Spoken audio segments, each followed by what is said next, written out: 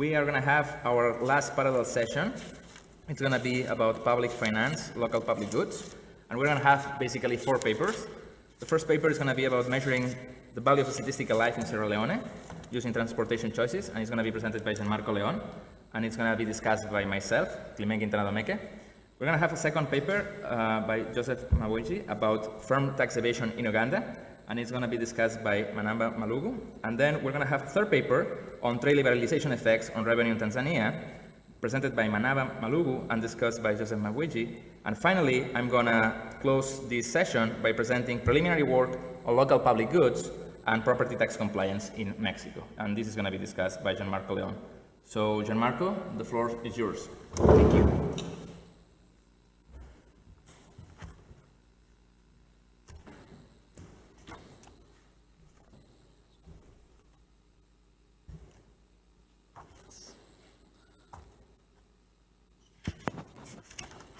How do I put up my slides?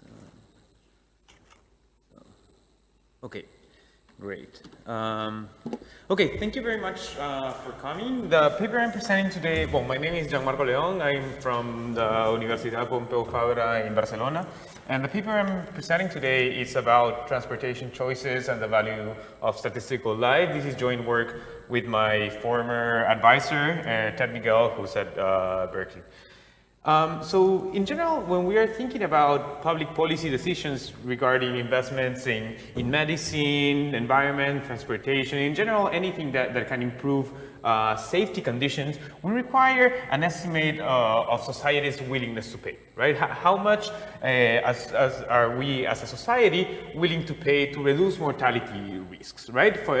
So this cost benefits analysis reflect the dollar amount that should be spent on safety improvements if we want to save a number of lives in expectation, right? In developing countries, this is widely used to do public policy analysis, right? So, for example, in California, when they want to do an improvement in road safety, they use a number that is around $3 million per statistical per life, right? And this is used by the California Department of Transport, right? And this trade-off that I'm talking about between wealth and the probability of death is commonly called in the literature the value of a statistical life, right? In expectation, how much are we willing to pay to save one life?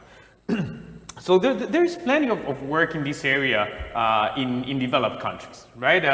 We have a number of estimates for the US. These estimates vary between $1 million and $6 million, depending on how you do the estimation. There's wide variation. However, we don't have such number for developing countries, right? And that is what I think is going to be one of our contributions to the literature in this area, right? And why is this relevant? Right now we see that Africa in particular is growing a lot. There are massive amounts of foreign aid flowing in. Most of it is going to infrastructure projects, and governments need tools to be able to evaluate where should we put the money, right? Where is society really willing to spend this money? Okay, so in this paper, we're going to use a review preference approach to derive this value of statistical life. And where are we going to do it? In Sierra Leone, we have a very particular transportation setting that is going to allow us to evaluate these choices.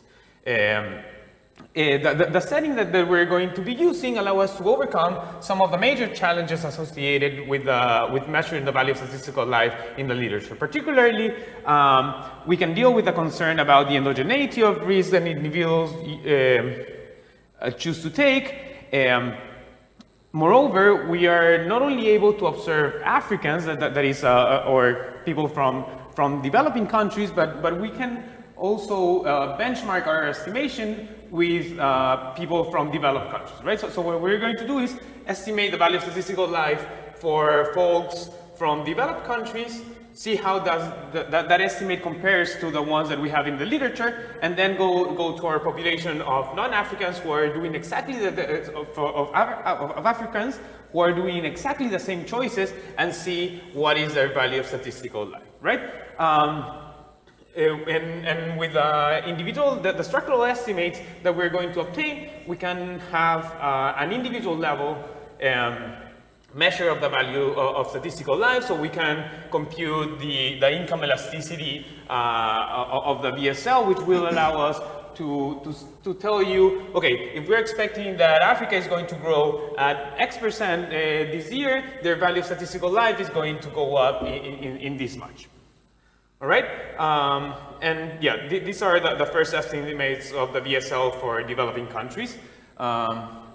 So let me tell you a little bit about the setting that we are going to be using. So this is a map of the western region of Sierra Leone, right? And here down in the screen, you can see the Freetown, the capital city. And when you want to fly in or out of Freetown, you've got to go through Lungi International Airport.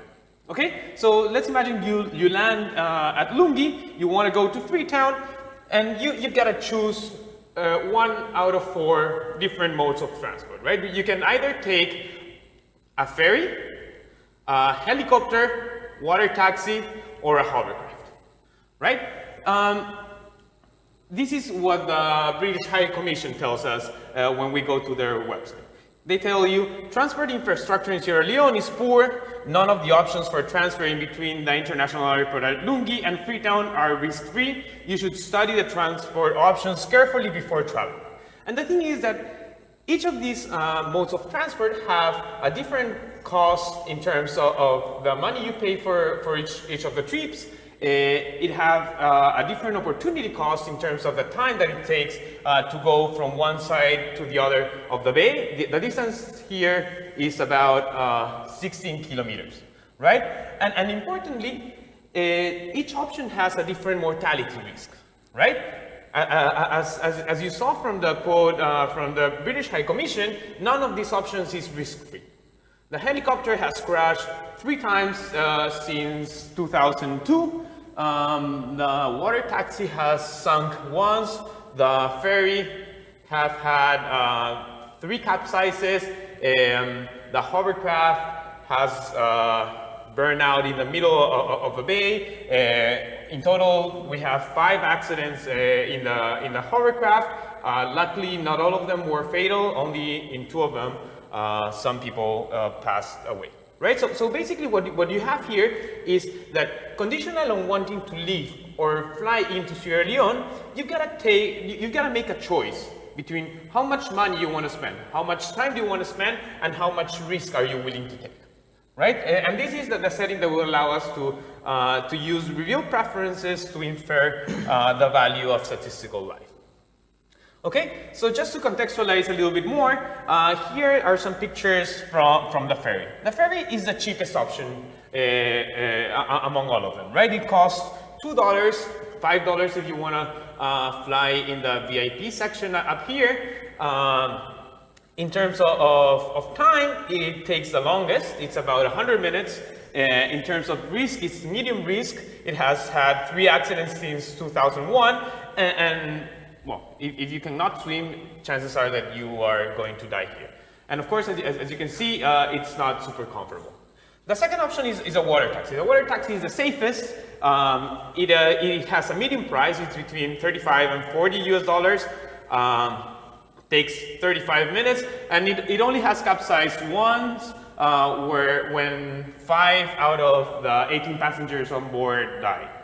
Okay, the third option is the hovercraft. The hovercraft is also medium price, between $35 and $50. The price has changed through time.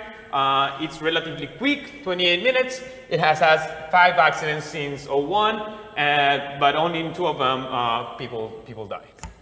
Okay, the final option is the helicopter. The helicopter takes you really quickly from one side to the other of the bay, right? It only takes 8 minutes. Sorry, there's a typo over there. And it costs between $70 and $80. But by far, this is the most dangerous option, right? It has had 3 fatal accidents. Of course, everyone died. So just to contextualize the risk here, flying in the helicopter implies a risk of death of about 18.2 out of every 100,000 passenger trips, right? This is roughly the probability of dying conditional on going to Iraq for the war.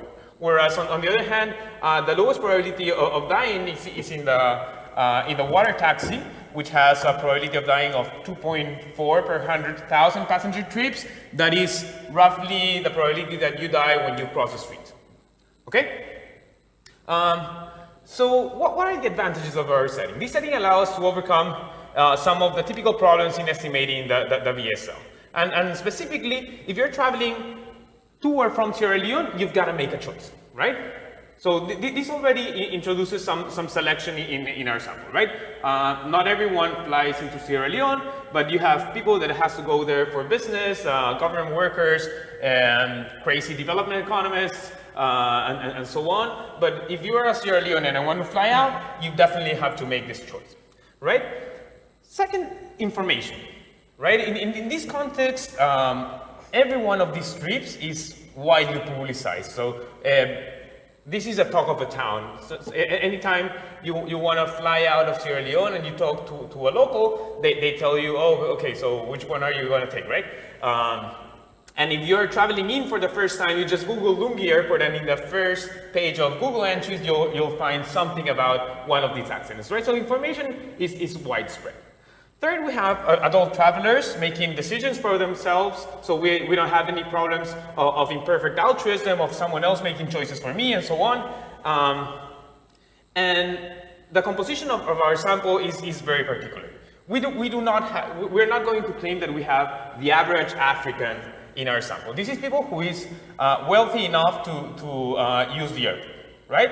So that is a disadvantage in the sense that we cannot extrapolate our findings for all the population, but on the other hand, given that these are wealthy people, relatively old, they're about 40 years of age, they're very much comparable to our population of Westerners, right? So we are able to get a proper benchmark of our estimation. So I'm going to go very quickly over the model. If you want to go through the details, they're on the paper posted in my website. I'm just going to give you the intuition here. So imagine that we have this graph. On the y-axis, we have the value statistical life, and in the x-axis, you have your hourly wage. Okay? So this line represents the ISO utility curve between taking the hovercraft and the helicopter. So what happens if you're a very rich person, right? You have a very high hourly wage. Of course, if your wage is high, you value your time a lot. If you have a relatively low value statistical life, you're going to choose the helicopter. On the other hand, if your value statistical life is relatively high, you're going to prefer to take a little bit more time and choose the safer option, and that in this case is a hovercraft. On the other hand, if you have a relatively low wage, you won't mind taking a lot of time and using the cheapest option that is a ferry. But the ferry is relatively risky compared to the water taxi, right? So even if you have a very low wage, but you have a high value of your life, you will choose the water taxi. Right, so this is the intuition of this very simple structural model that we're going to use to estimate this. Right, so the value statistical life, as I was saying, is the trade-off between monetary wealth and the mortality risk. Right, so the VSL is going to be defined as the change in wealth when you change your probability, your fatality risk in marginal terms. Okay, so we're going to model this in a very standard discrete choice model where your y(i)j) is going to take the value of 1 if alternative j is chosen by individual I and 0 otherwise. Our utility function is going to be take this form, right, where you get vi is the value of your life, 1 minus p is the probability that the trip is completed, right? So if you complete the trip, you get the value of your life. If you crash and die, you don't get the value of your life, but you still pay the price, right? CJ is how much you pay for your ticket, and WITJ is your hourly wage times the time it takes to cross the bay, and EIJ is an extreme value error term. Okay, we're going to use a mixed Logit model. It has several advantages in terms of not imposing, for example, the irrelevance of independent alternatives, constraints, and it allows us to recover the full distribution of the BSL estimates, which we will use to estimate the income elasticity, right? In this mixed Logit model, we've got to make a choice of the distributional assumption over the mixing coefficients. Given the characteristics of our sample, we're going to choose a restricted triangular distribution, though in the paper you can see that our results are robust to other distributional choices. So just to summarize and go straight to the results, because I don't think I have much more time left. Basically, what we are going to model here is what is the probability that you choose mode J over mode K, right? And that is going to depend on the relative probability of dying in mode J versus mode K and the relative cost, okay? So our model is going to be very simple. We are going to control for different type perceptions on the different amenities that each mode can have, right? For example, you might want to go, if it's sunny out there, you might want to take the water taxi just to enjoy the sun, or maybe you like to fly and whatever. So we ask people, what are your perceptions on the different amenities, for example, comfort, convenience of the location, and so on, and we're going to control for these perceptions. The data is data that we collected in Sierra Leone in 2012. We observed what people take, and not only that, but we also ask about their previous trips, right? So we have a history, for each individual, we have a history of trips. And this is really nice because you answer my questions here, but you also tell me whether you traveled at different points in time and which some options were not available, right? So the broken part of these lines represent periods in which the mode of transport was not available, right? So we're going to have individual level variation in which your choice set is constrained, so you're forced to make another choice. Okay, so these are the main results of the paper. These are results from our mixed Logit model. And as expected, the probability of completing the trip increases the likelihood that you choose a particular mode of transport. More expensive options are disliked by all travelers on average. If we take the ratio of these coefficients, we get the value of statistical life, which is in the lower panel of the table. For Africans, we find that the average BSL is $577,000, which is significantly different from zero. For non-Africans, is $923,000, right? This is on the lower end of the findings that we see for developed countries, right? So the estimate that I like the most from the US is the one from Greenstone and Ashenfelter, which find a value of life of 1.1 for the US in the 1980s, right? So Africans have a relatively lower value of statistical life. We can plot the distribution of individual BSL for Africans and non-Africans. We see that in the higher tail, it's pretty much the same. The difference comes from here, right? And on the next section, I'm going to try to tell you exactly why is it that we observe a relatively lower value of statistical life for Africans, though on average, these distributions are not different from each other. Right? We can take these estimates and regress it against the log of the individual wage, and we're going to find that the income elasticity of the value of statistical life is 1.77, right? So if we take into account that Africa is currently in a very high growth path with this income elasticity, we would expect that we catch up relatively quickly with the VSO. Okay, well, we run a bunch of robustness checks. You can look at them in the paper. I don't have a lot of time left. So what explains the variation in the VSO? Right, there's plenty of theories, especially in the demand for health literature, that would explain this variation. It could be driven by lack of information, liquidity constraints, time inconsistencies, shorter life expectancy, cultural attitudes, high income elasticity of the demand for health. So what we do here is take an empirical approach and just throw a bunch of individual characteristics and regress them against the log value of statistical life. What we find is that wage explains a bunch of the variation. Not only that, also some cultural attitudes, right? There's a bunch of anthropological literature telling us that if you believe in fate, you believe that your destiny is determined by a higher power, you might be more likely to take risky actions, right? And that is exactly what we observe here. And when we throw everything in, these two determinants still survive, right? So in the last part of the paper, what we do is take this number to action, right? In Sierra Leone, they're currently evaluating the possibility of building a new airport on the other side of the bay. Of course, this will improve the safety conditions of traveling, right? So the cost estimate of this airport is 300 million.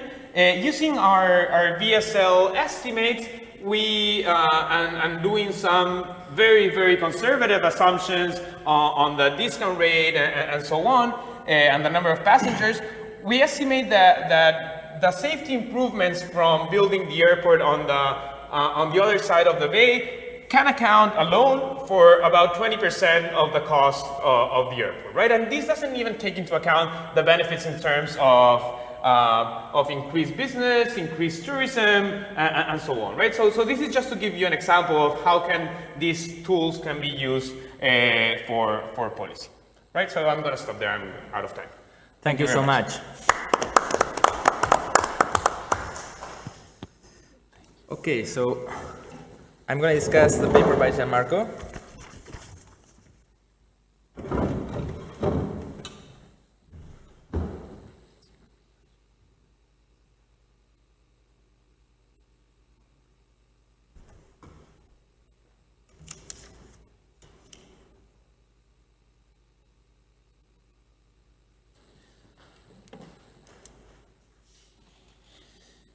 Okay, the first thing is that that's a very nice paper. Let me just briefly summarize what's the main idea. The main idea is that we want to get reliable estimates of the trade-offs between wealth and the probability of dying, what is also known in the literature as the value of a statistical life. The crucial point here is that this is going to be done in a low-income context, and the main point is like we don't have very good estimates, if any at all, in low-income context. And the third point is that basically that's crucial in order to evaluate and to perform cost-benefit analysis about what's the impact of, for example, construction costs like infrastructure. We want to compare the benefits with the cost, and in order to compute this kind of cost-benefit analysis, we need to get some measures of the value of a statistical life. Now, how do the authors manage to do that? Well, they observe transport choices to Sierra Leone's international airport, and then basically they use an additive random utility model of transport choice, and then they can estimate, like with this kind of structural approach, the willingness to pay for reduced fatality risk. And the contributions mainly are that basically, in comparison to what we know and other contexts, conditional on traveling from and to the international airport, we are less concerned about endogeneity. And on top of that, we get the value of statistical life for Africans and non-Africans within the same context, and that's the crucial point here, within the same context.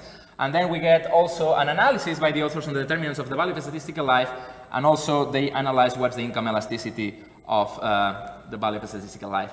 Okay, they have a model, the standard kind of model. This is like just a simplification to understand what's going on here. So this is like a stripped down version of the additive random utility model without the R, meaning that here there is no randomness whatsoever. And then basically a consumer or a passenger derives utility of transport choice A, and then this would be like the value of surviving.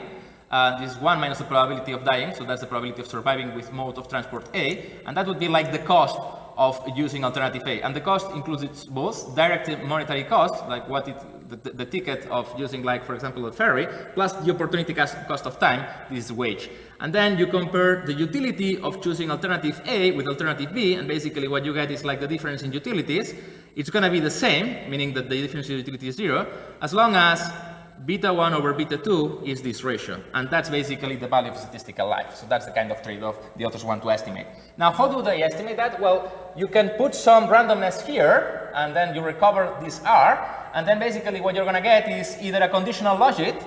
The only problem is that this restricts heterogeneity in preferences, so preference heterogeneity is ignored, and that's problematic. And on top of that, there are other issues like, for example, imposing the independence of irrelevant alternatives, which in the context of the authors is important because, for example, during a period of time, helicopter was not an alternative potential option.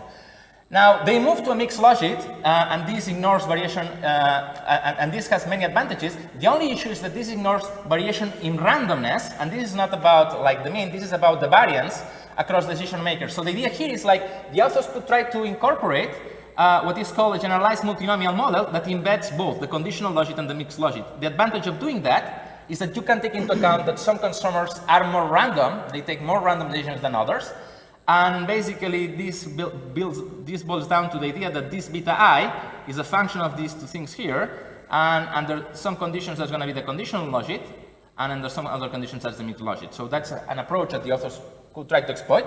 And finally, I'm going to just mention some other minor points. So I'm going to structure them like in terms of data issues and results. So the first point about data is I would like to know more about what's the sampling procedure. So in particular, I would like to know what's the probability that individuals participate in the sample depending on whether they are Africans or non-Africans.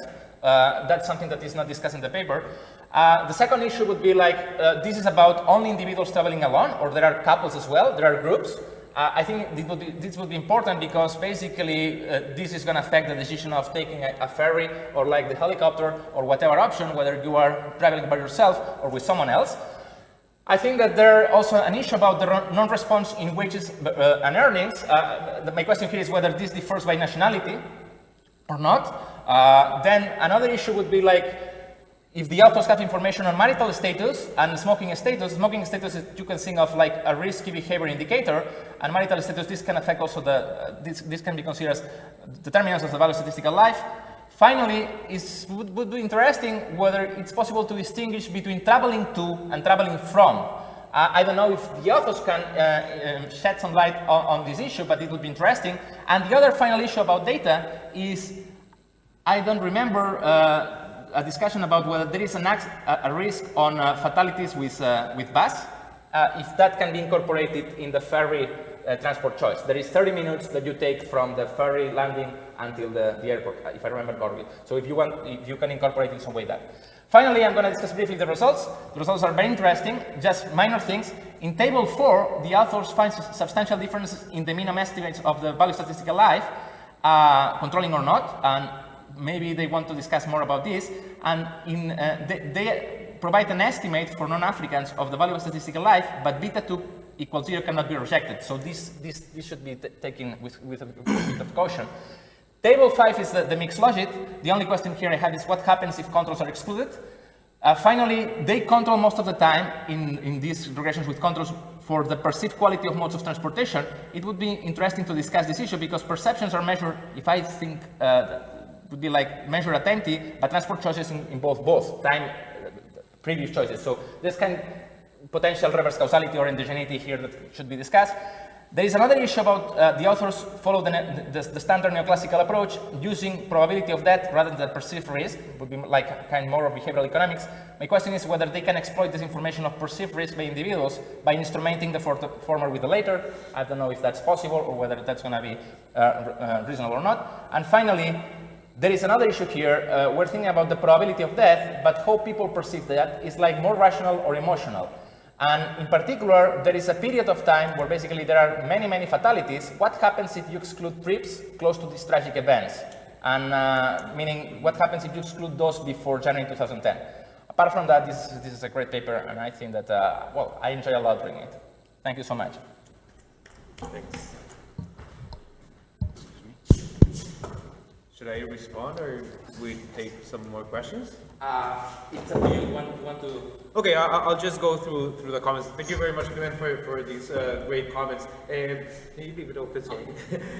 So regarding the sampling procedure, we send enumerators to each of the landings of all of the all of the modes of transport, and our sampling procedure was 1 out of 4 passengers get sampled. So if you're an African or non-African, you have an equal probability of being sampled, and all of our regressions are weighted so that we represent the actual proportions that we observed in the sample.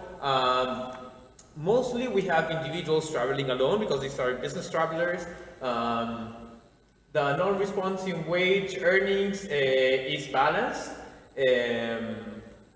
Marital status, I think we have in the survey, we haven't used that, and that is a great suggestion. We don't have smoking status, but we know whether you usually use a seat belt when you are in Sierra Leone, which proxies for I guess that's your idea.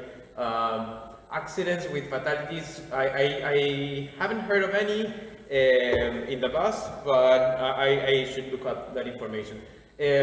Your first 2 comments are exactly why in the version that I presented I focus more on the mixed logit, and the conditional logit is derived, is just in an appendix. And my feeling of why we see a beta 2 equals 0 is because of the restricted assumptions on the conditional logit.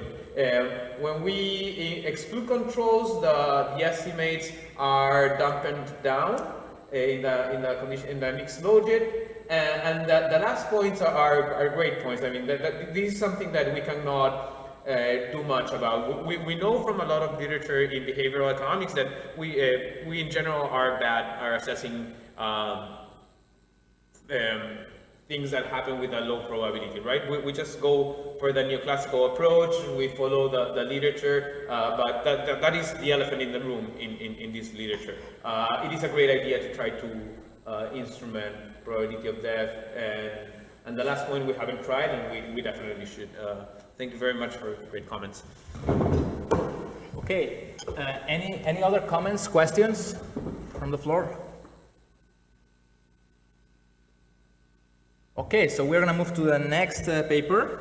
It's going to be presented by Joseph Mawejje, and it's going to be about firm tax evasion in Uganda.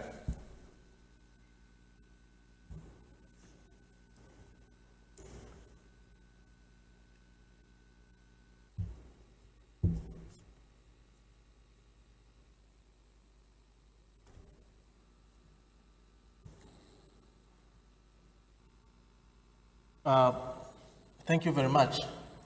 Good afternoon. In this paper, I try to establish a link between a firm's decision to evade tax and the environment in which a firm operates. Sorry about this.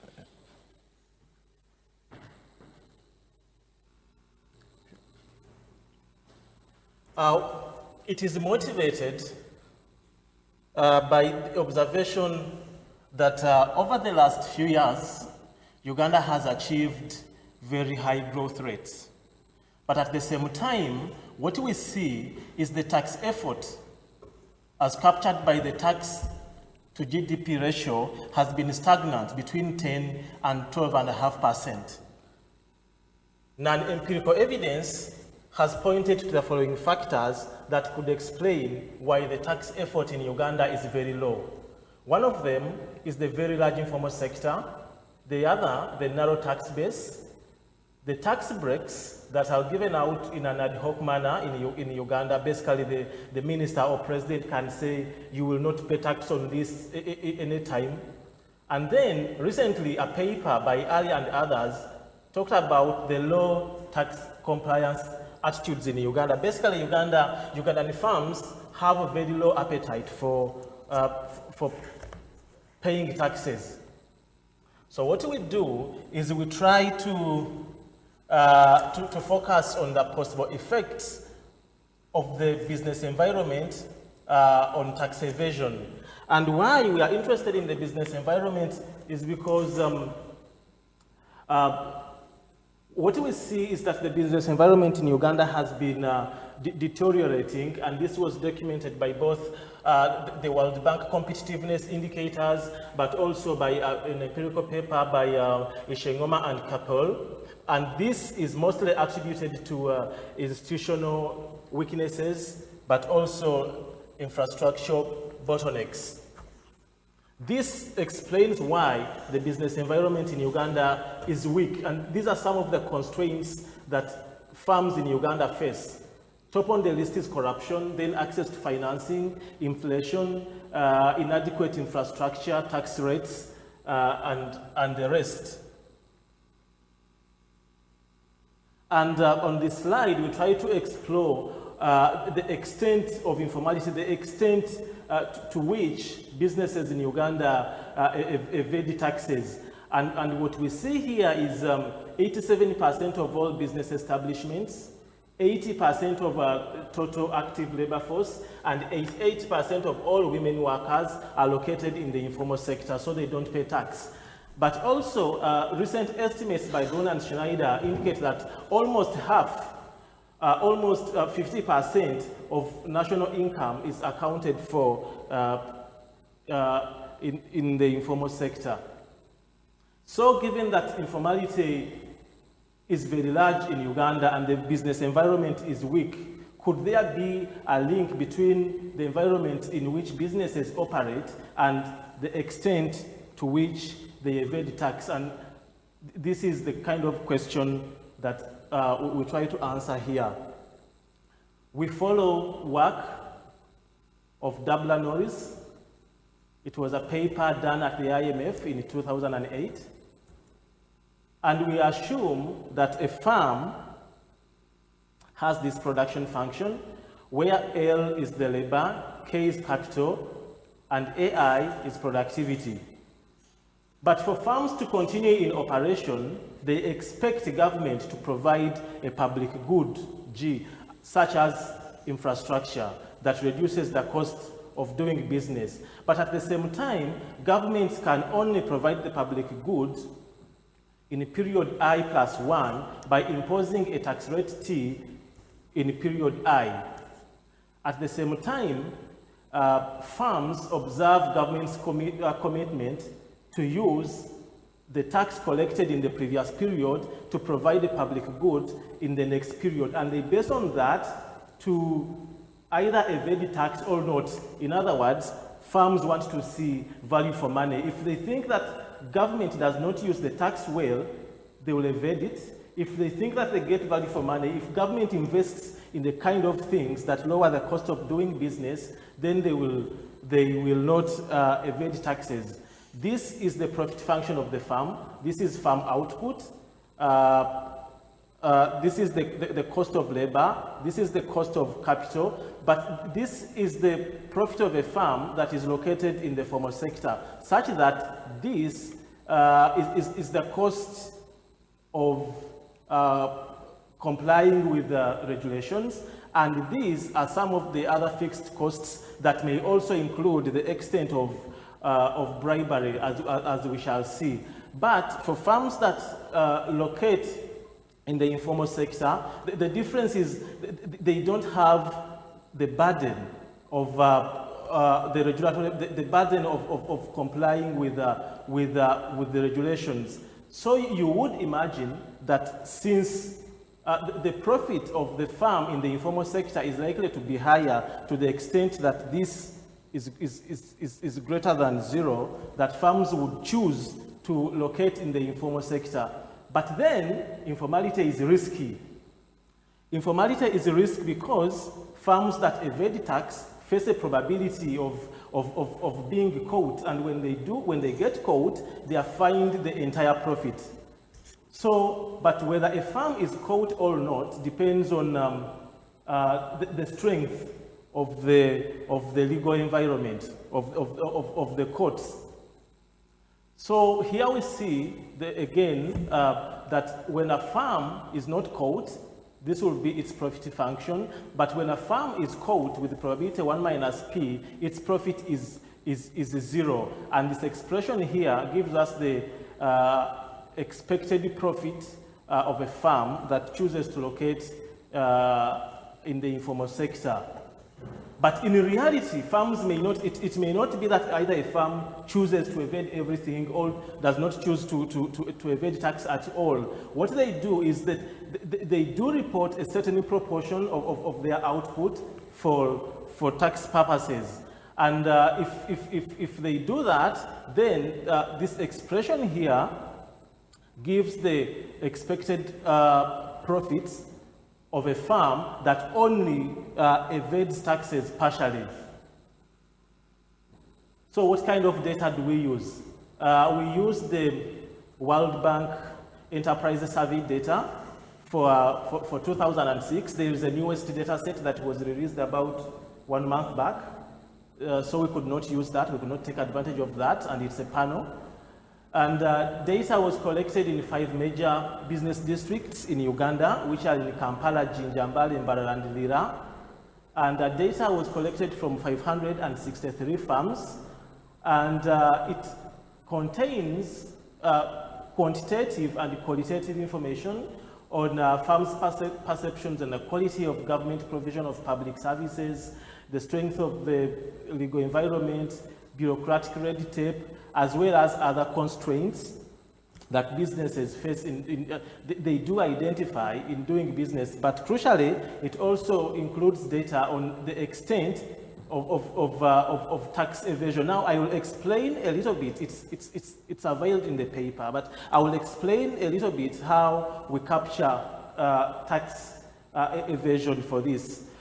Because this is data that is reported by the farms themselves. It's not so likely that a farm will come out and say, I evade 80% or 70% or whatever. So what they do is they ask an indirect question for this kind of farm in this kind of line of business. What is the average that a farm like this would normally, report? They don't even ask evade. What is the percentage that they report for tax purposes? So if they report 80%, then you know that the amount evaded is 100 minus 80, which is 20%, and that's how we capture it. So what we do is we let the amount evaded be defined by the strength of the legal system. This determines whether a farm will be caught or not caught. Basically, we think that if a farm thinks that the legal environment is very weak, they will most likely evade tax. And the weaker the environment, the more tax they will evade. Outage is what we use to capture state provision of public good, and this is the number of electricity outages. But because what we see in Uganda is that the extent of electricity outages is very high, and all variables would have an upper bound of 30 if they encountered an outage every day. This is computed as a dummy variable that equals to 1 if the number of outages a farm experienced in a typical month exceeded the mean, and 0 otherwise.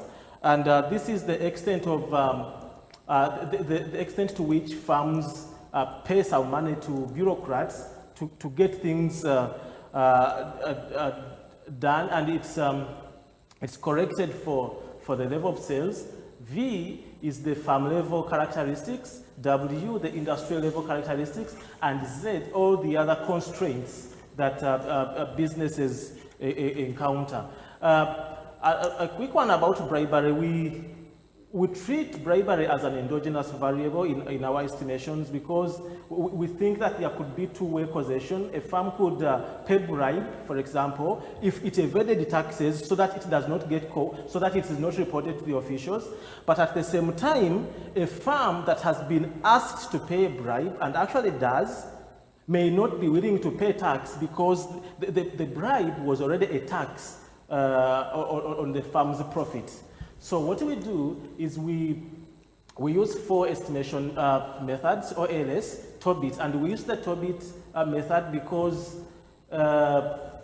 73% of all the farms have reported evading tax, meaning that 27% have not evaded tax at all. So we have 23% of the farms whose value for tax evasion is zero. And therefore, we think that OLS might underestimate and then we try to see that. But because of the endogeneity concerns, we repeat OLS and TOBIT with instrumental variables. And the kind of instrument that we use is the interaction between a farm's ability to pay and corruption as a business environment. And the intuition behind this is that a farm should have the ability to pay, but at the same time, it should work in an environment that is corrupt for you to actually have a bribe paid. And these are the kind of results that we get. For brevity, I only try to present the coefficients that come up as significant. What we see is that the biggest driver of farm level tax evasion is corruption and bureaucratic bribery for all of them, but also farms that experience longer outages are more likely to evade tax. Our analytical framework here about the probability that a farm will get caught, that is hinged on the quality. One more minute. Two, all right. The probability that a farm will get caught. What we see is that farms that think that the legal environment is not robust are more likely to evade tax, and these are negative coefficients because of the way the question that captures this data was captured.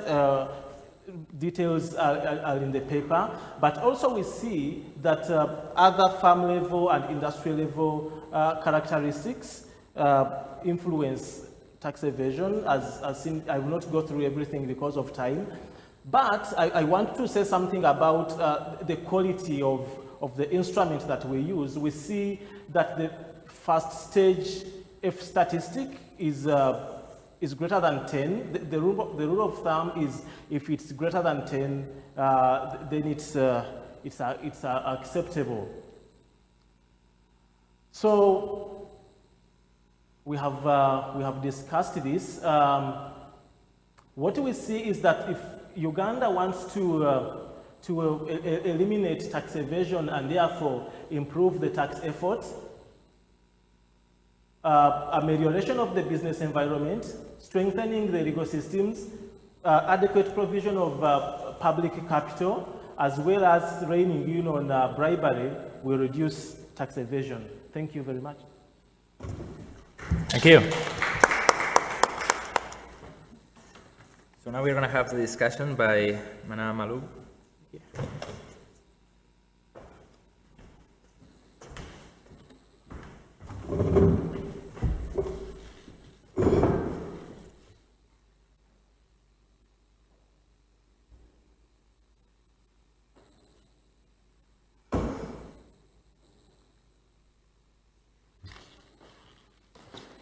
That was a very wonderful presentation. Actually, I find the paper very interesting and very relevant to Uganda's economy and the policymakers, because of the fact that Uganda's shadow economy constitutes more than 45% of gross national income, and that tax evasion is widespread. So the paper examines or explores the adverse business environment that encourages firms to operate informally and evade taxes. The paper applies a well-organized methodology that accommodates important drivers of informality and tax evasion, issues of efficiency and functioning of courts, adequate provision of public goods, corruption, bribery, and other drivers. The paper uses the 2006 World Bank Enterprises Survey covering 563 firms. The paper defined the dependent variable evasion as the proportion of sales not reported for tax purposes. Key results. Efficiency of legal system is highly correlated to tax evasion and informality. Firms choose to operate informally in response to deficient public capital provision and bureaucratic bribery. Now, my comments on the paper. The paper uses a 2006 World Bank data set. Now, if the same paper is written using a very recent data, say 2012 also, will results remaining the same. Second, the analytical framework used in the paper assumes that governments do not run deficits. That is, government expenditure cannot exceed government tax revenue. So I'm actually wondering the validity of this assumption in a low-income country such as Uganda, in which its budget is externally financed by 25%. In fact, spending is strictly greater than government total revenue. Third, the results show that informality is explained by factors such as efficiency of legal system, public capital provision, bribery, and so on. But actually, I couldn't see how informality was measured. Okay? And how was it estimated? Because the basic question or the basic estimation presented in the paper defined evasion as dependent variable. So that the paper uses the two terms interchangeably, but I'm not sure if tax evasion and informality are the same. An important comment, which actually you answered when you were presenting, is how you captured unreported sales. Okay, it was not indicated in your paper because the managers know that hiding some sales is illegal. That's all. Thank you so much. Any questions? I have two small questions. Yes. Oh, sorry. Go ahead, please.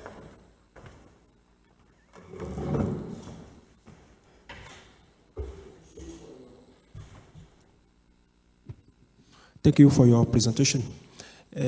My question is addressing to your estimation.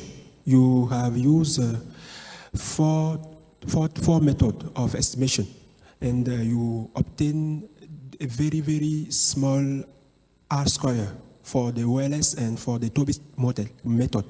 And you have obtained for the R-square for the OLS and the Tobit method, they are very small, 12% and 7%. I think it is very small for your for the study. Donc I ask to, I don't know, you can explain why the R-square is too small, 12% and 7% in your presentation. Thank you very much.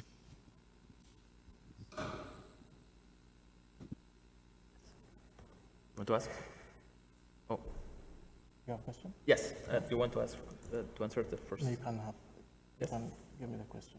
So I just have two minor questions. One is, can you, in some sense, try to incorporate some kind of, I mean, the probability of being caught probably differs across different firms, right? How do you think your results are going to be affected by that? I think that that's an important issue today when we want to study compliance behavior. So typically we take an average about what's the probability of being caught, but clearly there is heterogeneity. I'm asking you whether you think heterogeneity is important or not in your application. And the second one is, when we think about tax evasion versus bribery, I think that this, you can think of them as two outcomes.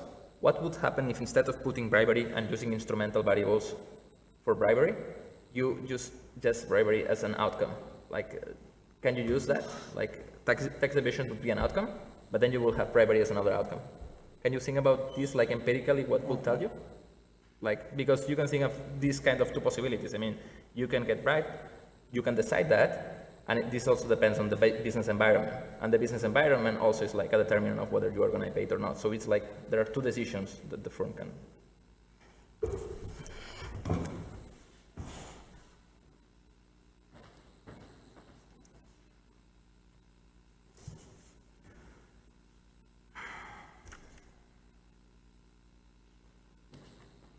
All right. Thank you very much, Malugu, for the wonderful compliments about the paper. You asked a question about the data. It's 2006 data, and I mentioned in the presentation that this is the most recent data that we could access at the time. But I also mentioned that just last month, the World Bank released a new data set, which is actually now a panel. Because this was based on survey data, but now we have a panel. It would be interesting to try and see how the results would change if this kind of analysis was done using panel methods. But what I don't know is, considering the kind of theoretical framework that we use, and also from the literature, I want to think that the results would not change much, but that would be something that would be very interesting to look at. The other question that you raise is about the assumption that I make in the paper that that government revenue cannot expenditure cannot exceed. What I want to, the kind of assumption is based on the fact that firms want to see value for money, value for the tax that is collected from them. So it's the kind of revenue collected that is used to invest in provision of public capital that is complementary to farm competitiveness. And this is the kind of, because governments and farms want to be more accountable to the kind of tax they collect, but we also do know that governments do get a lot of external funding, and that we not want to extend the analysis into that kind of thing. But it would be also interesting to see. And then, yes, you asked about a question about informality and tax evasion. Yes, informality and tax evasion in this case is used interchangeably. If a firm operates informally, if it evades taxes, I think this is clear. And the gentleman here asked about the explanatory power of the kind of models that we get. I should maybe remind you that this is survey data that we use. It's cross-sectional data that we use. And well, the R squared is very powerful, for example, if it were time series data. But this is a survey data that helps us to see the kind of correlations between the variables at a given point in a time, not over time. at a given point in a time. So in survey data, R squared tends to be very low, and that's expected. And he asked about heterogeneity of the probability that a farm will get caught. You have to remember that this is a kind of question that is based on perceptions, for example. So yes, if all the different farms will have their own probability attached to whether whether they think they will be caught or not, and it could depend on so many. Otherwise, if it were not if it were not heterogeneous, then I think it wouldn't make sense, for example, include it, because it would be fixed. It would be fixed across all farms. And yes, the question you ask about bribery as an outcome, actually that's very interesting. I want to write a paper following this one on why farms pay bribes and whether actually bribes increase total factor productivity or not. I want to write this paper, so I think it's very interesting. Okay. Thank you very much. Thank you. Okay, so we have now our third paper by Manamba Malugu. It's going to be about the effects of trade liberalization on revenue in Tanzania.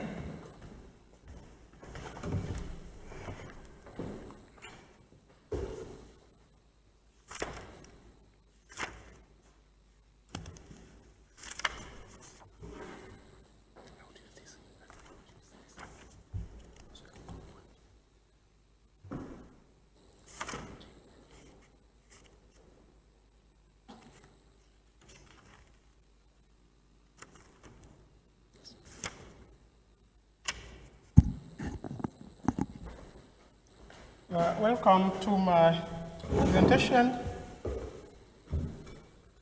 on the revenue implications of trade liberalization in Tanzania. My presentation will follow this outline. I'll start by discussing what exactly motivated me to write this paper. I will also discuss the objectives, methodology, and the description of variables will fall. I will also discuss the empirical results used in this paper. And finally, I will conclude my presentation.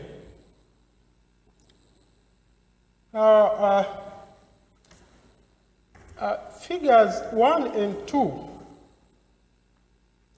report the low-income countries and high-income countries' total tax revenue and the trade tax revenue as the percentage of GDP. Now, as you can see, for low-income countries, the great decline in trade tax revenue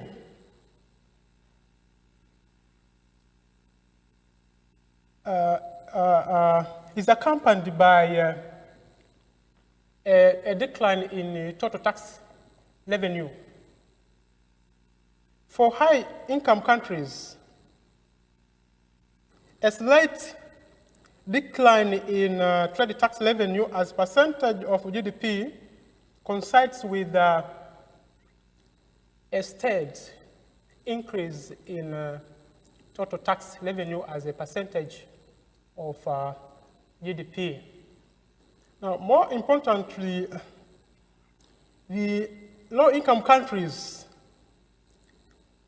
depend on trade tax revenue as a source of government revenues, while trade tax revenue plays a marginal role to high-income countries.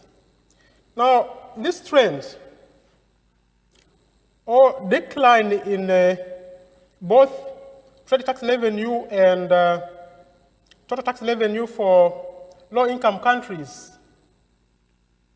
is studied in the literature as a consequence of declining tariff rates or reducing in trade restrictions or trade liberalization, so to speak.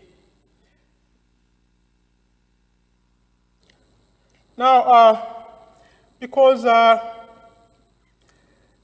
low-income countries depend on trade tax revenues, and that trade liberalization causes trade tax revenue to go down, these countries are likely to face fiscal problems. And previous studies show that recovering of lost trade tax revenue in these countries has been an issue. Now, the issue is that trade liberalization does not necessarily reduce total tax revenue. We see that graphs, some countries, for example, Benin, Burundi, Lesotho, and Malawi. So the total tax revenue increased despite declining trade tax revenue during the 1980s, 2000s period. So what these countries did, they reduced tariff exemptions. They transformed non-tariff barriers into tariffs, the so-called tarifications. They also reduced smuggling and tax evasion. They strengthened domestic taxes, indirect and direct taxes, particularly VAT and the corporate taxes. Now, what about Tanzania? Tanzania is facing a lot of problems, and so it cannot, unless those problems are solved, it cannot replace lost revenue, because the country is experiencing large size of informal sector or subsistence agriculture, which is very difficult to tax. Per capita income is low, about actually less than $400 US. The customs administration is weak. There is also a problem of law enforcement, issues of tax exemptions and tax evasion. And so we see almost all of the taxes declined during the early 1990s to early 2000s. Now, I find this a very good case study to analyze the revenue implications of trade liberalization in Tanzania, because the trade tax revenue share in total tax revenue is big, is actually high, the data shows. And in the moment, the trade tax revenue declines. So the main issue as we speak is not the decline in trade tax revenue, but the decline in total tax revenue. If a country is able to replace trade tax revenue with other sources of revenue, and especially domestic taxes, VAT, excise duty, or income taxes, then it wouldn't be a problem. It is a problem because a country is failing to recoup or to replace a lost revenue due to trade liberalization. Now, the question is, should we rely on general answers given by previous studies in different countries? No. Because the structure of the economies and the sophistication of the tax administration and the political obstacles vary across countries. In Tanzania, for example, as I said, there's a lot of tax evasion, tax exemptions, and tax and customs administration is weak. So, again, the most challenging issue is that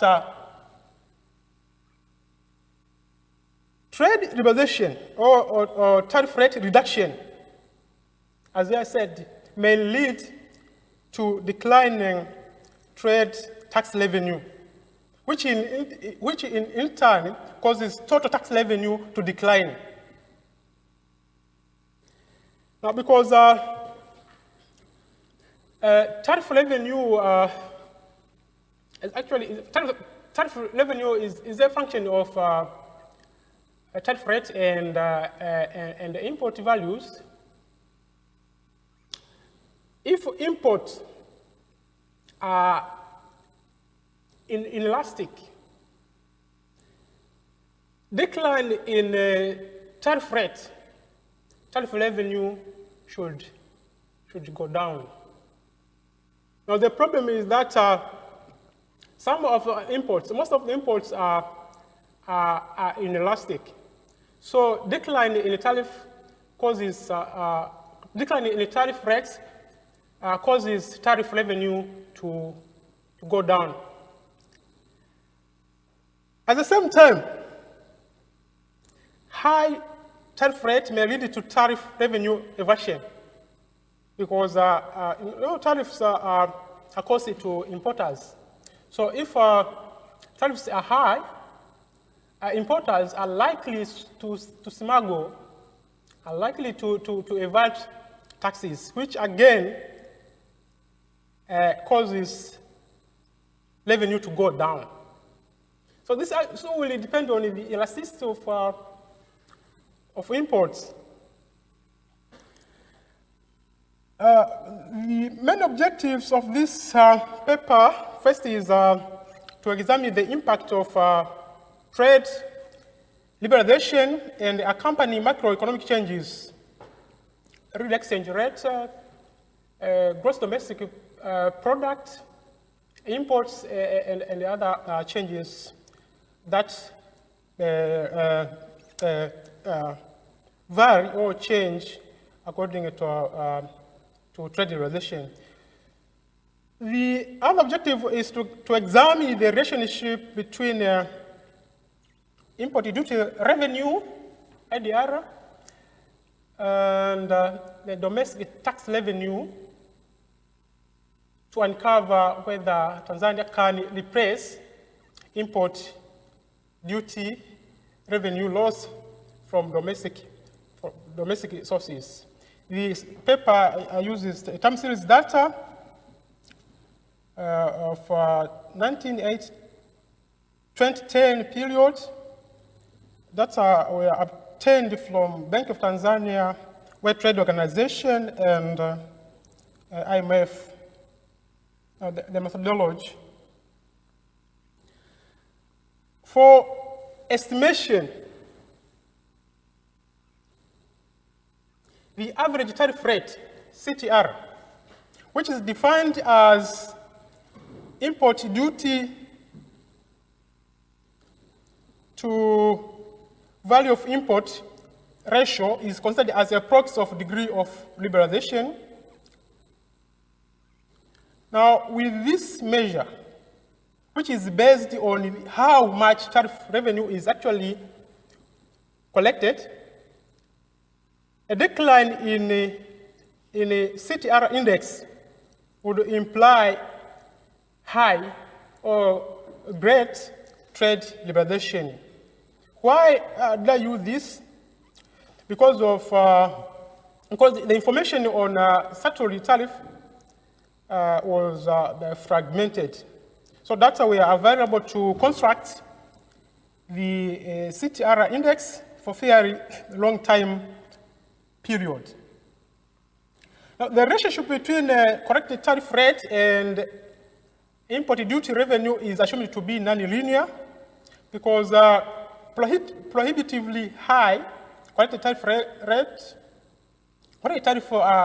rate would reduce trade tax revenue as a percentage of GDP. So a quadratic form is applied to estimate the effect of trade liberalization on trade tax revenue. Now, we saw that countries that managed to recover import duty revenue loss, they strengthened domestic consumption tax and income tax collections. So again, this is an advice by the international institutions such as IMF and the World Bank.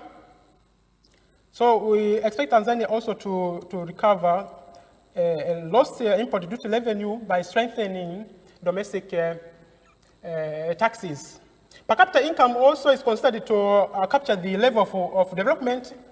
Now here, we expect a negative relationship between per capita income, per capita GDP, and import duty revenue because higher income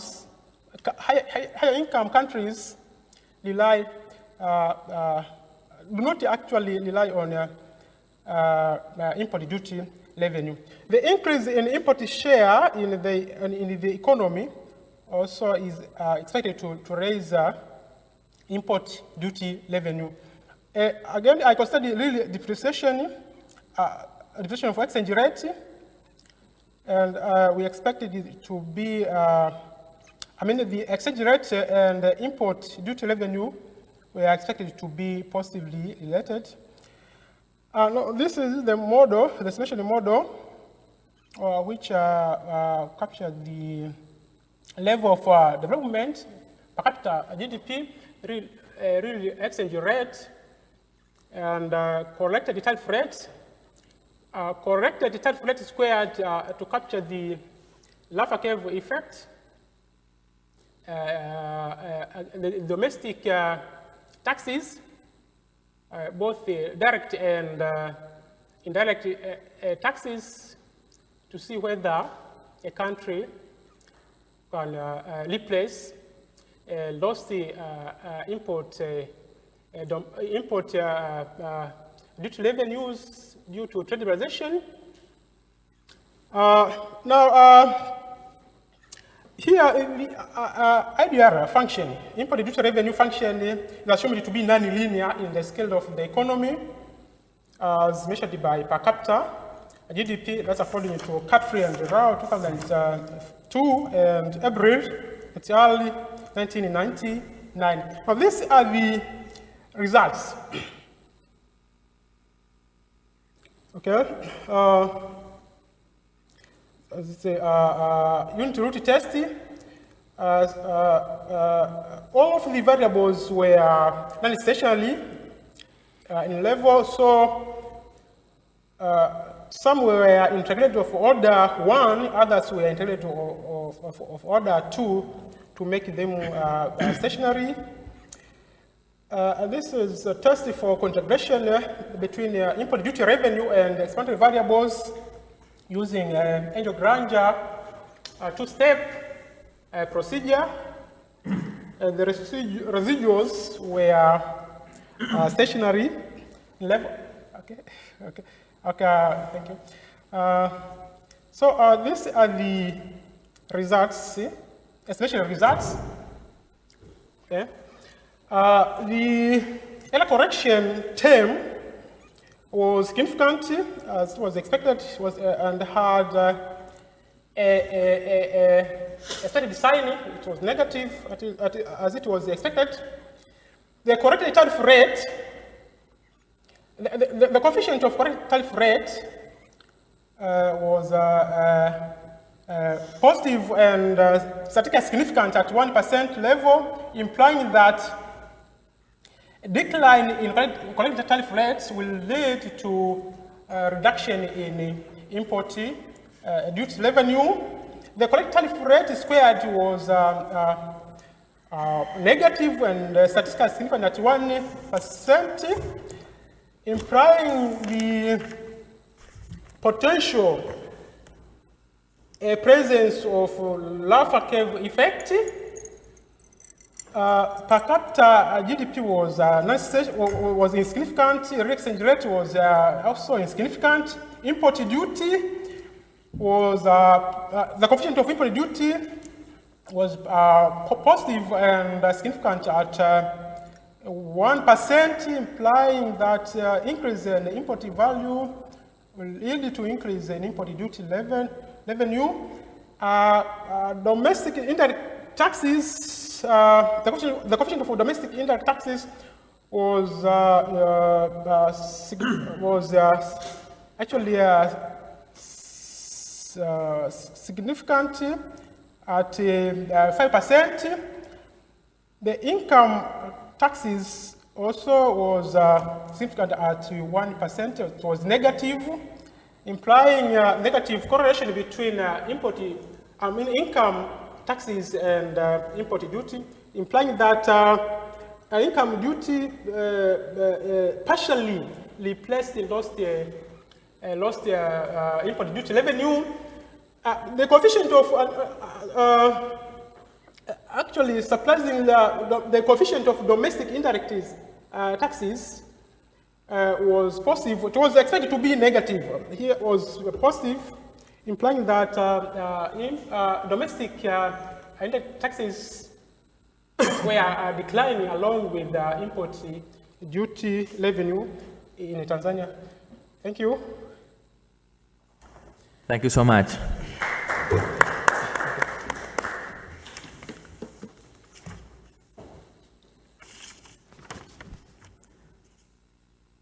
So we have now the discussion by Joseph Mawejje.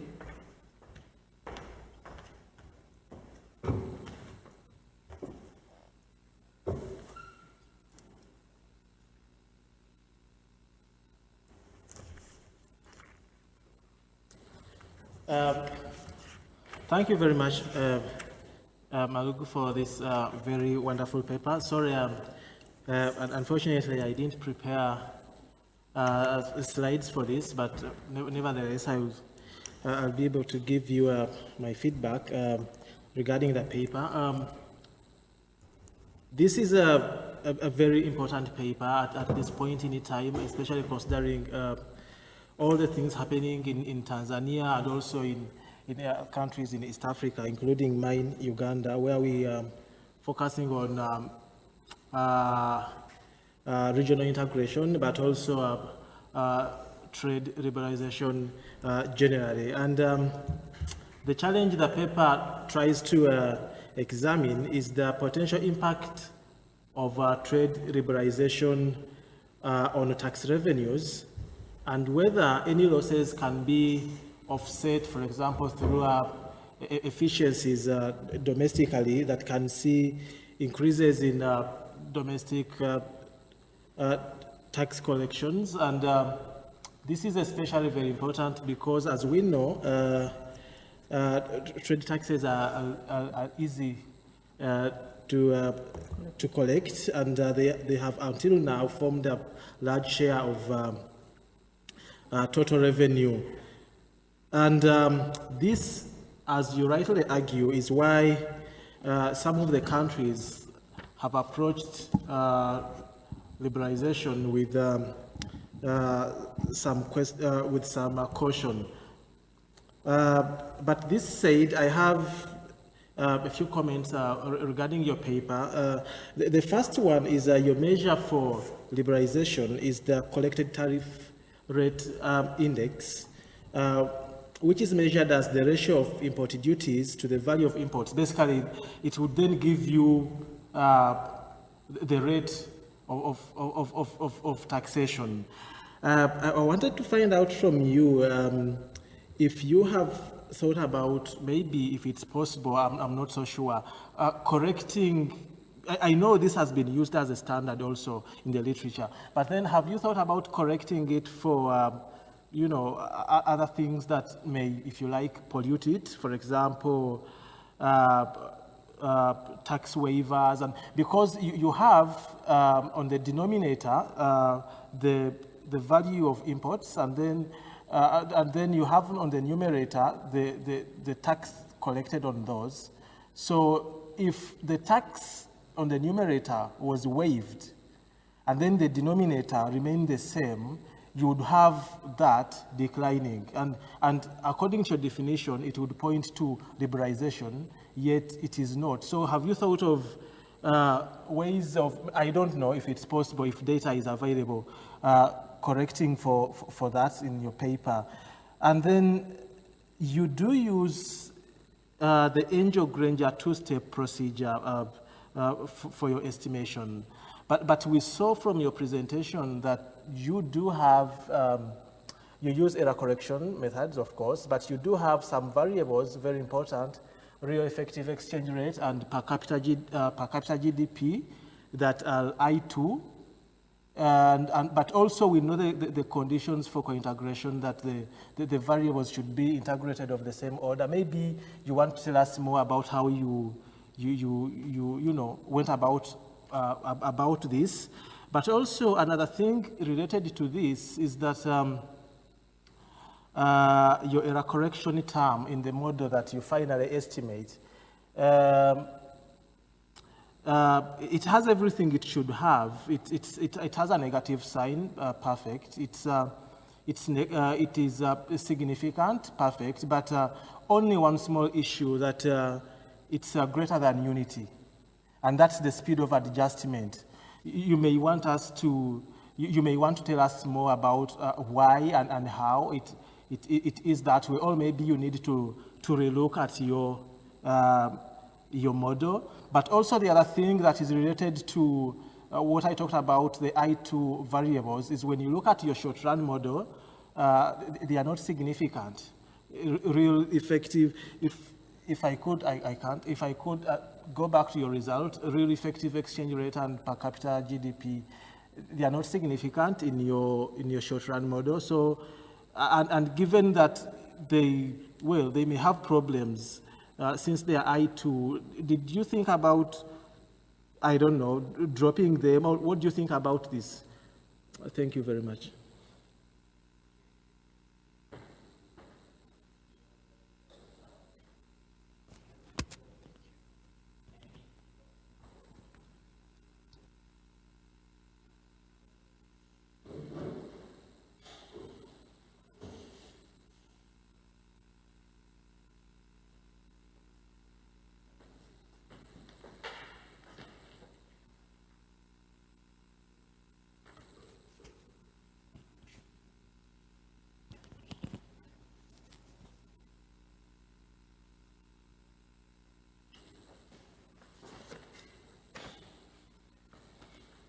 Thank you very much, Joseph, for your observation and your comment. The measurement of trade liberalization, which is the ratio of import revenue to import value, is widely used. For April, April and others use that measure, and the paper is actually published by the IMF. Also, the same measure was used by Catherine de Rao, 2002, a paper published by While development, I think, if I'm not mistaken, while development, okay. So I couldn't see if it was it was a problem. The issues of per capita GDP and real exchange rate.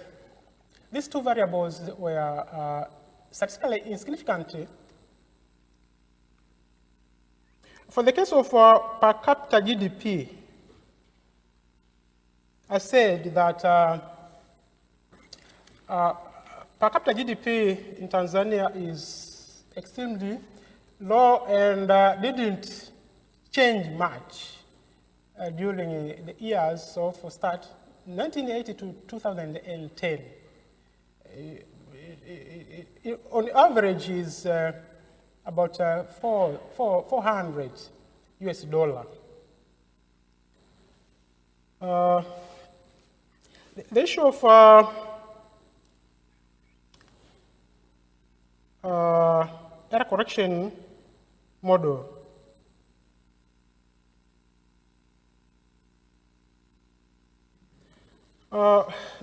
This actually is an important comment, and I'll maybe work on it again and see what will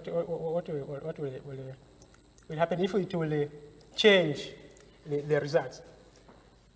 Thank you.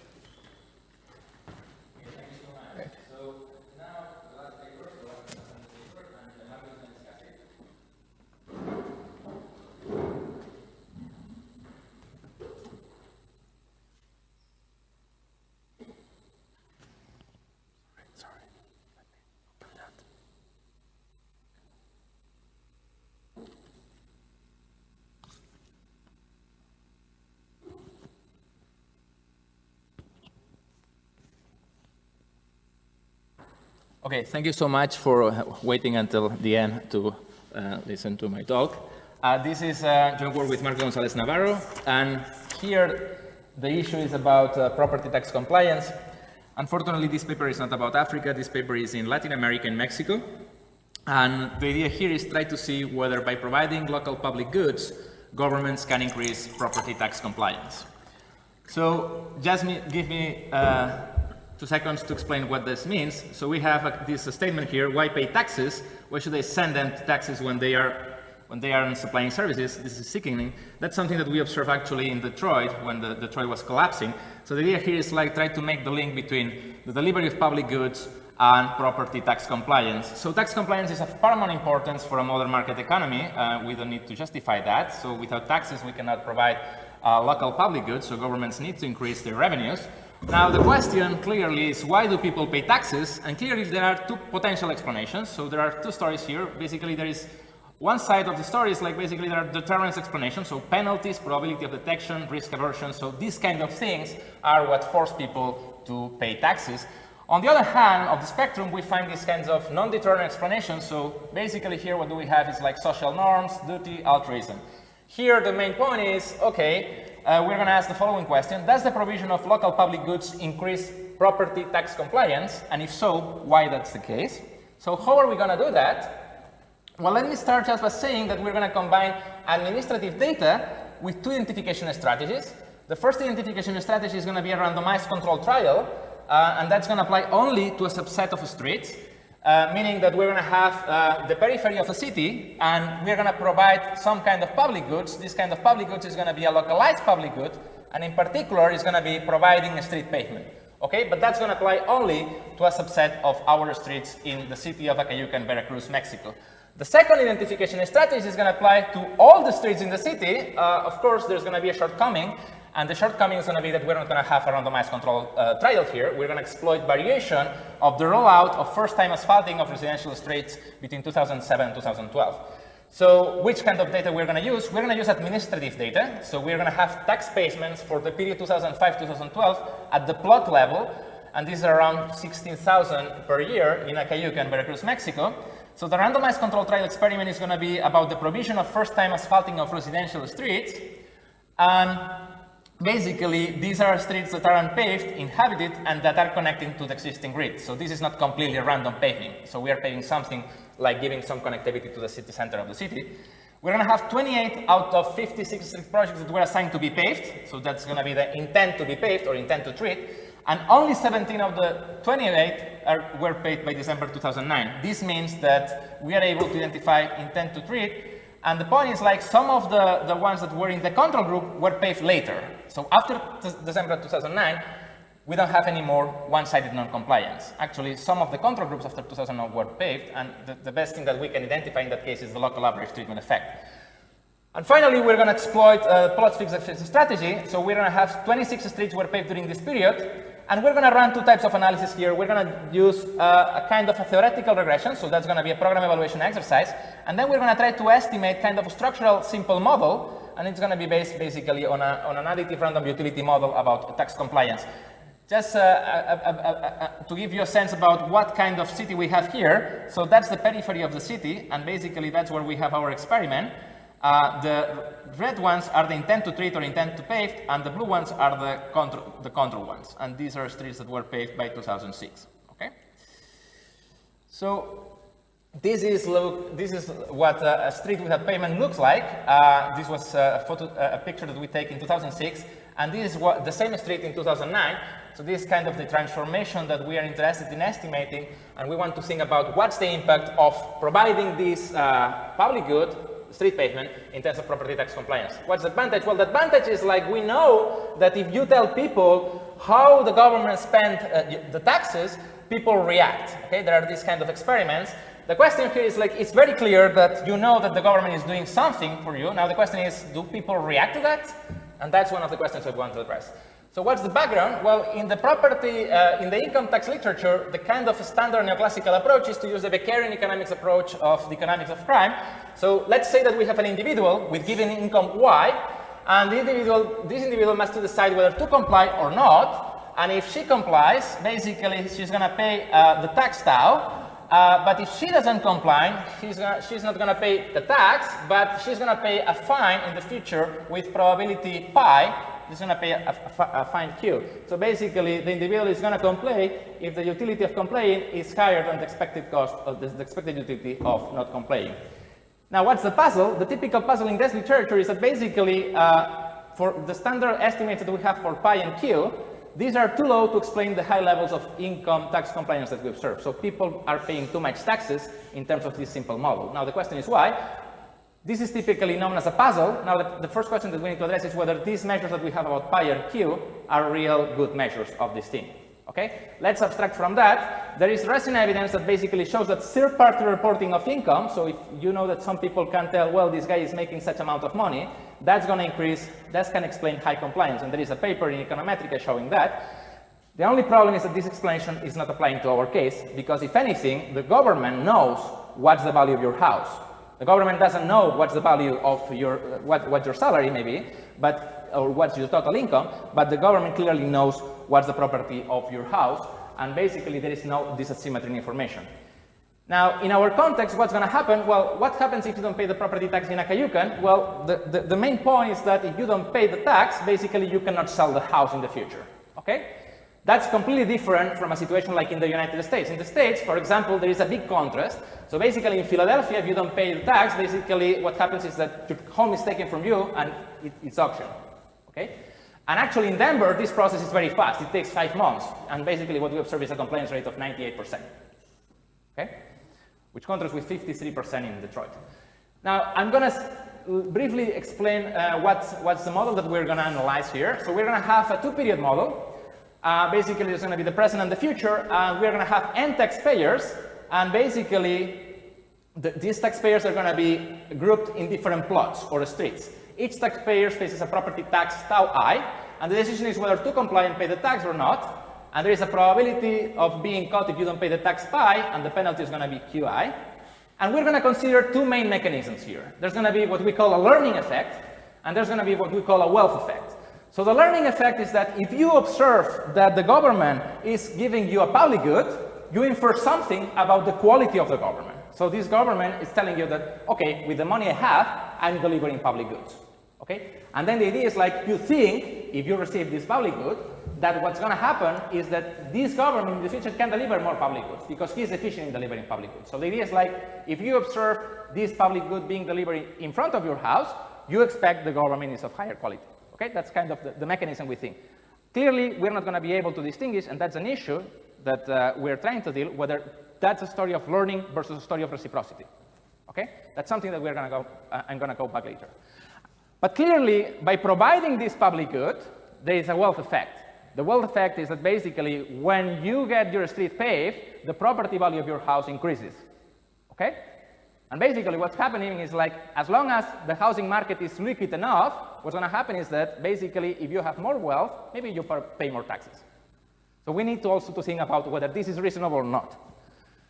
Okay, so I'm going to skip the model because I'm not going to have time, but the idea here is that we're going to have expected future benefits of complying. We're going to call this is just basically this parameter theta that depends on whether the government is providing pavement or not to street S, and that's what we call efficiency of government expenditures times the total amount of resources that the government has. And efficiency is going to be observed by the taxpayers. So what is PS? Well, PS is pavement. So if a taxpayer receives a local public good PS equals 1, she infers a higher degree of efficiency. So that's what we observe. And these are going to be the expected benefits if the taxpayer complies and if she does not. Okay? So what do we have here? Well, we have the standard kind of additive expected utility random model. What do we have here? That's the expected utility if the taxpayer complies. And basically, that's a random error term. So these are factors that affect the expected utility of complying and are unobserved to the econometrician. Okay? And this is the expected utility of not complying. Okay? So basically, expected utility of complying is you, of course, incur in the cost of paying the tax, and then you expect to receive this in the future. Now, the expected utility of not complying is, with such a probability, you're going to need to pay the tax plus the penalty. And on top of that, you get these expected benefits. But of course, this does not include what you pay, because you were not paying, right? So in the future, you cannot get that. So what's the probability that it complies? Well, this is given just by this expression. And actually, now, what we can think of is just to get some way of estimating that. And the idea of doing that now is just by assuming something about the underlying error terms. So we assume that this difference is normal. What we have is a probit. And basically, the main prediction of this simple model is that this coefficient here, the interaction between your street being paved and the property tax that you have, this thing must be positive according to our model. Okay? So that's going to be our main prediction. What's the idea? The idea is that for individuals with a higher property tax, when they get pavement, the expected benefit of complying is higher than if the property tax was lower. Okay? So some descriptive statistics. Basically, just bottom line here is property tax compliance is around 74% during this period. The average house, the average property value is $16,000, and the average property tax is $15 US. So this is a very small amount. Okay? Now, in terms of comparing the property tax in Acayucan with other Latin American cities, we get that we are in the same ballpark. So basically, we get 0.74, and here we have 0.75 in Rosario, Argentina, and 0.81 in Acapulco, Mexico. So this is kind of similar in other Latin American cities. So this table is the main table regarding what's the effect of providing public goods in terms of street paving on property tax compliance. And what we do here is just we focus on the experimental streets. So the first column just checks that being assigned to be paved or not is random with respect to tax compliance. So the idea is like we have tax compliance in 2005 isn't related with being part of the treatment or the group assigned to be paved or the group assigned to be unpaved, so the control group. The second group of regressions, what we have is like an OLS regression that is called the intent to treat effect. So this is basically property tax compliance in 2012 with being assigned to be paved, and then we get like an increase of 4 percentage points for being assigned to be paved in terms of property tax compliance in 2012. If we use being assigned to be paved as an instrument for finally being paved, okay, then we get the two-stage least squares estimates, and under some assumptions, this is just identifying the local average treatment effect. And in that case, we get an increase in property tax compliance around 7 percentage points. The bottom line of this table is that it seems that by providing pavement, what we observe in the experimental group is that property tax compliance increase. Okay? Now, what do we have here? Well, this is the results. This is the summary of the results of the kind of theoretical model. So basically, in this table here, in this block here, we have the theoretical regression. So this is a kind of Logit fixed effects by Chamberlain. And we are, and that's the difference, we have all the plots here. The only thing is that here, the number of observations is different because those plots where there is always non-compliance or always compliance does not contribute to the likelihood function here. Okay? So that's the reason we have this number of observations here. The full sample is this one. And what happens here? Well, in the theoretical regressions, we had that being paved increases likelihood, the probability of compliance by 3 percentage points or 2 percentage points. This is the same sample for the Logit, just for the record. And this is the full sample. And these are the theoretical regressions. Bottom line of the theoretical regressions, we get that this interaction term here is positive. And this is precisely the interaction term that we want to get positive. Okay? Now, remember that I was telling you that there is another potential mechanism underlying this potential effect of providing payment on property tax compliance, and that's the housing wealth effect. So the first thing that I'm going to check now is whether this identification strategy, the plot fixed effects strategy, is reasonable. So in order to be that the case, we need to check the parallel trends assumptions, meaning that, well, over this period, property tax compliance was decreasing, but the main point is like before some of the streets were paved, these were, so before getting one of the streets paved, the trends were parallel. Okay? So that's what we check. So for different samples, this is discussed in the slides, but I'm not going to have time enough to go over it. But that's the idea. So that's kind of a placebo test. And what we do is basically, what we do here is just run a regression of being paved in the future, and we just we just select different thresholds of streets by when they are paved. So when the streets are paved, they disappear from this sample. Okay? And that's what's happening here. So here we don't have streets that were paved before 2008 or in 2008. Here we have streets, we don't have streets that were paved before 2009 or in 2009, and so. Bottom line is that this is kind of a placebo, so we cannot reject that BC paved in the future has an effect. So there are no parallel trends.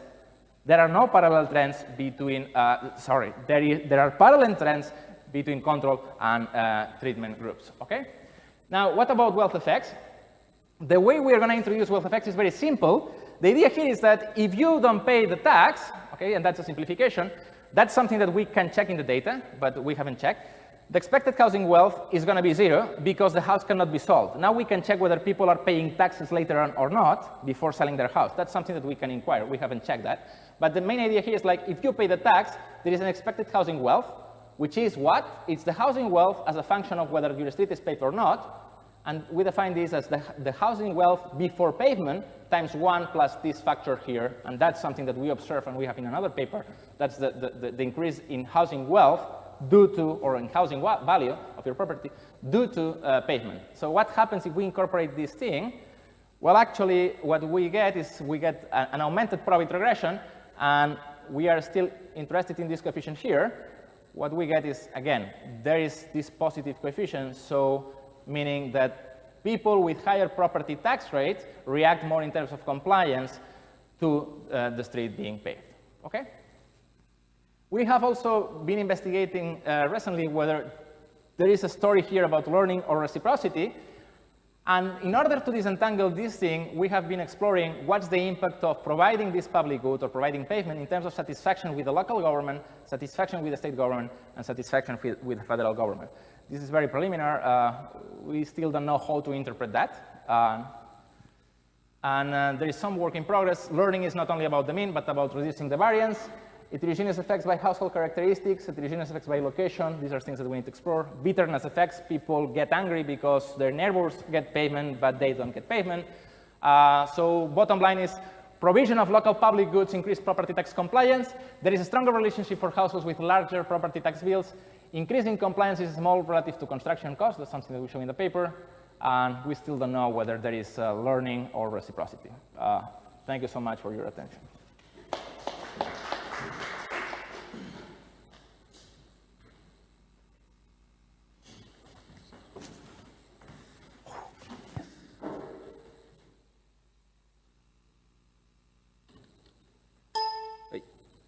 sorry. Okay, so very quickly, I'm going to discuss this paper. I'm glad I'm discussing this paper because a couple of years back, I discussed another paper on this amazing experiment that Climent and Marco did in Mexico, and I'm glad that they're keeping up the great work and exploiting that variation that is so unusual and allow us to understand fundamental things about the development. In this case, they're addressing a massive problem in developing countries, right? In developing countries, we usually observe that public goods are not provided, or if they are provided, they're provided poorly. Why? Because governments don't have money. Why don't they have money? Because people don't pay taxes, right? And governments are afraid of increasing the tax rates because that would, in many cases, decrease their tax base. So finding ways and understanding why people pay taxes is a key question in development, okay? So the authors explore whether the provision of local public goods increase compliance with property tax rates, and if they do, why is it the case? They set up a two-period model in which taxpayers value local public goods, and they value them in two senses. First, they learn about the politician's quality, and second, they increase their wealth, right? They estimate the model structurally and identify it in two ways, using the experimental variation and a diff in diff models, and the results from the diff in diff are consistent with the experimental results. So the provision of local public goods increase tax compliance, and this increase seems to be driven by learning. So compliance seems to be driven by learning rather than a wealth effect, and they cannot rule out reciprocity. So overall, I really like the paper. I understand that there is work in progress, so my comments are going to focus on how to push this paper to give us a broader understanding of what mechanisms are working behind this increase in tax compliance, right? So first of all, we have to bear in mind that this is not exactly our standard public goods scenario in which agents can free ride, right? There is an instrumental value in compliance, and that is the increase in property value. So it's not a non-exclusive, the standard definition of a public good, it's not exclusive in this case. You benefit directly on your pocket from the public goods, right? So in that sense, we need to emphasize that this is a local public good. And also,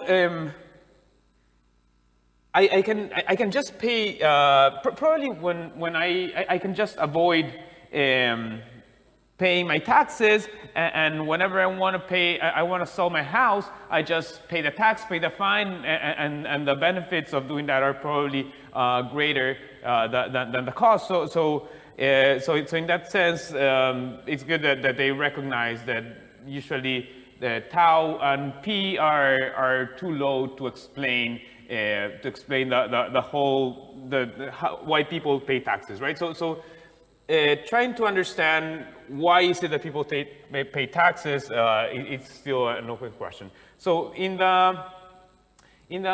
what I would like to see in the model is they develop it sort of in two parts, right? First, they focus on the part on learning, and then they introduce the instrumental value. I would like to, this is probably more of a cosmetic thing, right? But I would like to see the full-fledged model, because when you're reading through the paper, it's basically you're thinking that they're missing something that they're going to introduce later. So I would like to see it introduced from the start, right? And the way the model is set up, they set it up as a fixed amount tax rate, whereas while in general, I think that the tax is constant for everyone and the variation comes from a property value. So when you start estimating the model, you can just throw in property fixed effects, which will soak up all the variation in property value, because I think that you have only the property value in 05, right? And at the end, the instrumental part of the compliance, we don't care about, right? There is evidence that that is not the driver of tax compliance. So I would estimate the full model from the beginning. And those are the regressions that you have at the end, and it seems that it doesn't matter at the end, okay? Then I have a couple of suggestions of potential extensions. So what we really want to tease out now is whether the learning effect is what dominates, right? So, and this is an experiment in which you are providing randomly a local public good, right? But it's not clear to me if you learn that the politician is high quality.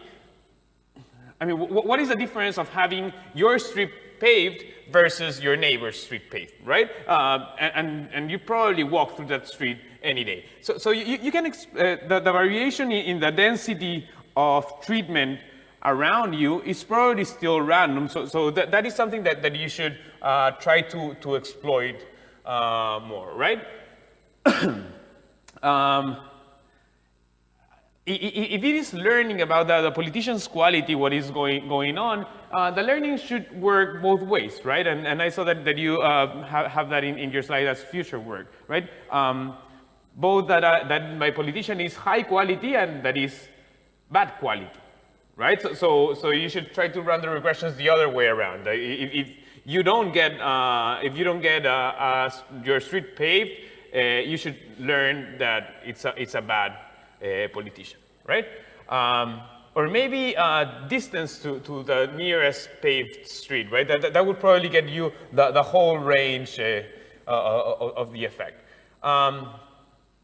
Also, something that you might want to do to try to see if the story is about learning is if you have a change in the government during your study period, once the government changes, you should start the learning process again, right? And given that you have so many years, you can probably exploit that variation. And also something that comes up a lot in this literature is pure effects, right? In general, so if you know whether your neighbors are paying taxes, you might feel more compelled to pay your taxes. And I don't know if you have that kind of information, but if you do, it would be great to try to explore that channel. Yeah, and that's it. I'm going to start here.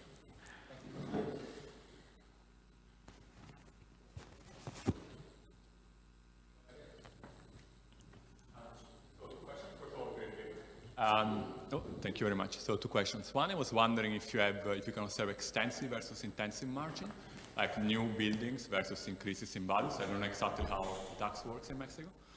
And the second is, I wonder if the paving could have like reduction in cost of monitoring. Like for a tax inspector, it's cheaper to go to a street if it's paved. Mm-hmm. I don't know if it's first order or not. Maybe you have data on actual audits, and you could look at whether the audits themselves increase with paving. But very clear. Thank you. Okay, any other questions? Okay, well, Gianmarco, thank you so much for the very interesting comments. I think that you're absolutely right. Let me start by the last comment. So, yeah, we can have information about whether your neighbor is complying or not. And clearly, this can help us to understand whether, for example, social norms are important. So you observe like people around you start paying more taxes. How do you react? So this kind of peer effect, social norms, it's something that we actually can try to explore. The thing about the distance to the nearest paved street, that's something that we were exploiting in the other paper to try to tease out like general equilibrium effects, and that's something that we need to address. The other thing about whether people learn about the bad quality of the politician, yes, I think that the crucial point here is trying to understand whether the control group is reacting in the opposite way. So that's one possibility. And if you are close enough to realize that your neighbor is getting pavement, so the fact that you know that your neighbor is getting pavement, if you include this person like in the control group, that can create like this kind of differential effect. So it's that someone increases their property tax, the other guy decreases the property tax. So you are actually estimating something that is biased because of the control group. Right, you have a violation So of yes, so SUTBA doesn't hold. So that's something that we need to explore, and actually we can interact because we know exactly in which part of the plot this plot is in the street. So it's like it's facing the paved street, or it's not facing the paved street, it's in the corner. So that's something that we can try to exploit. And finally, yes, the thing about the wealth effect, there is something that we would like to investigate at this, and is basically whether people who were like not in a position of paying taxes all the time, they suddenly pay, and we can observe that because we observe whether houses are sold and when were the taxes paid. So that's something that we can explore and think about more about this housing wealth effect. So that these are very good comments. Thank you once again. Regarding your two points, so the first one was, if I remember correctly, about intensive margin. You mean in terms of like not only just paying, but also about the construction, new buildings. So we have new buildings, and the thing that we have in check. So we know, for example, between 2006 and 2009, in the experimental streets, we have the full census. So if there is a new building, this was part of our survey. So for the experimental streets, we can check that. To be honest, for the rest of the city, I don't know if we can check that, because we have like 2005, 2006, 2007, 2008. So I'm not sure that we're going to be able to do that. But that's a very good point, and we can check that in the experimental streets at least.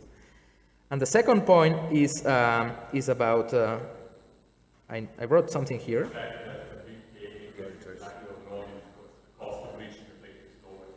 Oh yes, I think that I would be very concerned about that if we were talking about other compliance behavior, like income tax or something like that. But here it's like something you need to go onto register, and basically that's going to affect new constructions. So for all constructions, they have been there for a while. I mean, you need to think that in this context, basically people build their houses even when there are no public services available, no light, no television, all these kind of things. But thank you so much. Well, thank you so much. Thank you everyone for attending this last session. It was a pleasure to have these speakers here, and I enjoy a lot their talks. Well, thank you so much, and I hope to see you next year. Thank you.